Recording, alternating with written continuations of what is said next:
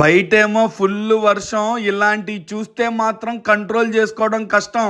నేను చాలా చోట్ల దోశల్లో శార్వా వేసుకోవడం చూసా కానీ ఇలా వేడి వేడి బోండాల్లో వేడి వేడి ఒక సూప్ టైపు సార్వా ఇచ్చారు భయ్య. సార్వా అని చెప్పను కానీ సూప్ స్టైల్లో ఉంది.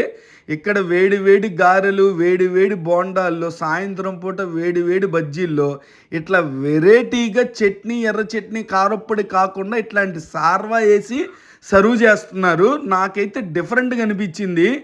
అలా వేడి వేడి శార్వాలో ఉల్లిపాయ, కొత్తిమీర సన్న కట్ చేసి ఇచ్చారు భయ్య. అలా గ్రేవీలో నానబెట్టుకొని కరకరలాడుతూ మధ్య మధ్యలో ఉల్లిపాయలు తగులుతుంటే ఈ వర్షానికి ఏమో కానీ భలే తినాలనిపించింది. హాయ్ నైనాస్, welcome to RK food and take.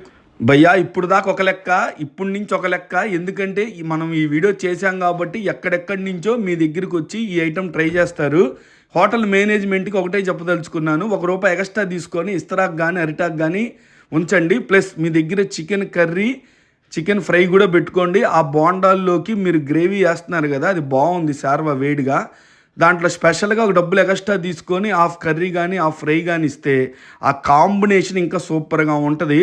ఖచ్చితంగా మా వాళ్ళు ఎక్కడెక్కడి నుంచి వచ్చి ట్రై చేస్తారు. ఈ హోటల్ మేనేజ్మెంట్ గుర్తుపెట్టుకొని ఈ 2 అప్డేట్లు చేయండి, అదిరిపోద్ది. అడ్రస్ ఎక్కడనేగా మనం కొత్తపట్నం బీచ్కి వెళ్తామో మధ్యలో అల్లూరు అనే ఊరు వస్తుంది. అల్లూరు బస్ స్టాండ్ దగ్గర ఎదురుగా కనపడుతుంది వాటర్ ట్యాంక్ కదా, ఆ వాటర్ ట్యాంక్ ఆపోజిట్గా సాయంత్రం పూట ఇట్లా ఉంటాయి అనమాట. పొద్దున పూట కూడా దోశ, శార్వాలు, ఎగ్గు దోశలు ఏమో ఉంటాయంట. ఇంకో వీడియోలో చేద్దాము. కొద్దిగా మా స్టైల్లో ఉంటుంది అనమాట. టేస్ట్ పర్లేదు కానీ ట్రై చేయొచ్చు ఒకసారి.